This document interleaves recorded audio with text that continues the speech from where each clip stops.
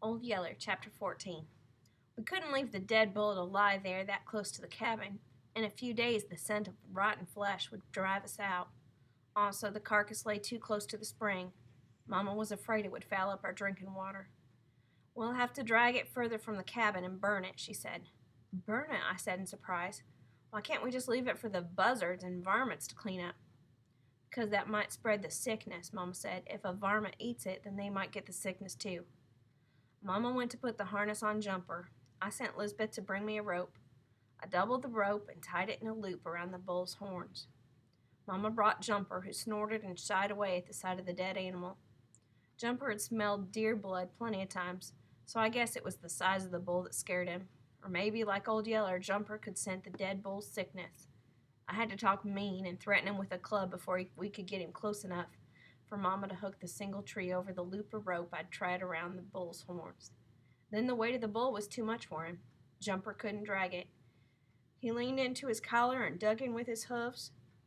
He grunted and strained. He pulled till I saw big muscles of his haunches flatten and start quivering. The best he could do was slide the bull carcass around the ground for about a foot before he gave up. I knew he wasn't throwing off. Jumper was full of a lot of pesky, aggravating mule tricks, but when you called on him to move a load, he'd move it or bust something. I called on him again. I drove him at a different angle from the load, hoping he'd have better luck. He didn't. He threw everything he had into the collar, and all he did was pop a link out of his right trace chain. The flying link whistled past my ear with the speed of a bullet. It would have killed me just as dead if it had hit me. Well, that was that. There was no moving the dead bull now. We could patch up that broken trace chain for pulling an ordinary load, but it would never be strong enough to pull this one, even if Jumper was. I looked at Mama. She shook her head. I guess there's nothing we can do but burn it here, she said, but it's going to take a sight of wood gathering. It did, too. We'd lived there long enough to use up all the dead wood close to the cabin. Now Mama and Lisbeth had to go way out into the brush for it. I got a piece of rawhide string and patched up the trace chain, and Mama and Lisbeth used Jumper to drag up big dead logs. I helped them pile the logs on top of the bull.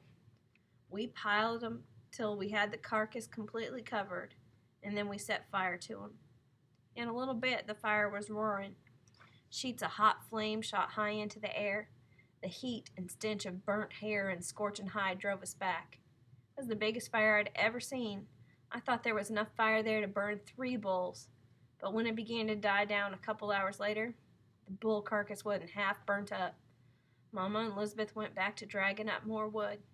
It took 2 days and 2 nights to burn up that bull. We worked all day long each day with Mama and Lisbeth dragging all the wood and me feeding the stinking fire. Then at night we could hardly sleep.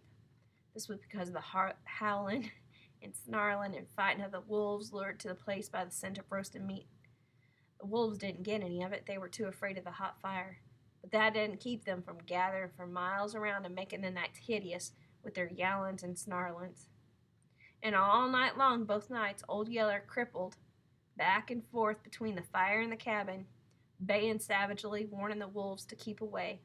Both nights I lay there watching the eyes of the shifting wolves glow like live mesquite coals in the firelight, listening to the weak moaning bawl of the old Spot still traveling in a circle. I lay there, feeling shivery with a fearful dread that brought up pictures in my mind of Bud Searcy's uncle. I sure did wish Papa would come home. As soon as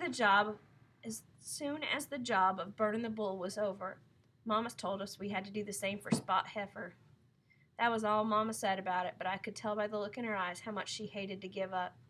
She'd had great hopes for Spot's making us a real milk cow, especially after Old Yeller had gentled her so fast, but that was all gone now.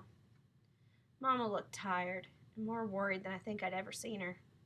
I guess she couldn't help thinking what I was thinking, that if hydrophobia had sickened one of our cows, it just might get 'em all. I'll do the shooting, I told her, but I'm going to follow her out a ways away from the house to do it, closer to some wood. How's your leg? Mama asked. That leg's getting all right, I told her. Think it'll do some good to be walked on. Well, try and kill her on bare ground, Mama cautioned. As dry as it is now, We'll be running a risk of setting the woods afire if there's much old grass around the place. I waited till Spot circled past the cabin again, and then I took my gun and followed her, keeping a safe distance behind. By now, Spot was so sick and starved I could hardly stand to look at her. She didn't look like a cow, she looked more like a skeleton of one. She was just skin and bones. She was so weak that she stumbled as she walked. Half a dozen times she went to her knees, and each time I'd think she'd taken her last step. But she'd always get up and go on again and keep bawling. I kept waiting for her to cross a bare patch of ground where it would be safe to build a fire. She didn't, and I couldn't drive her, of course. She was too crazy mad to be driven anywhere. I was afraid to mess with her. She might be like the bull. If I ever let her know that I was anywhere about, she might go on the fight. I guess she was a mile from the cabin before I saw that she was about to cross a dry, sandy wash, something like the one where Yeller and I got mixed up with the hogs. That would be a good place, I knew. It was pretty far for us to have to come to burn her, but there was plenty of dry wood around, and if I could drop her out there in that wide, sandy wash, there'd be no danger of the fire getting away from us. I hurried around and got ahead of her. I hid behind a turkey pear bush on the far side of the wash. But as sick and blind as she was, I think I could have stood out in the broad open without her ever seeing me. I waited till she came stumbling across the sandy bed of the wash, then fired, dropping her in the middle of it. I'd used up more of my strength than I knew, following Spot so far from the cabin. By the time I got back, I was dead beat. The sweat was pouring off me, and I was trembling all over. Mama took one look at me and told me to get to bed. "We'll go start the burning," she said. "You stay on that leg any longer and it'll start swelling again." I didn't argue. I knew I was too weak and tired to take another walk that far without rest. So I told Mama where to find Spot and told her to leave little Arliss with me, and I watched her and Lisbeth head out, both mounted on Jumper. Mama was carrying a pan full of live coals to start the fire with. At the last minute, Yeller got up off his cowhide. He stood watching them a minute like he was trying to make up his mind about something. Then he went trotting after them. He was still pretty thin and rough-looking and crippled pretty badly in one leg, but I figured he knew better than I did whether or not he was able to travel. I didn't call him back.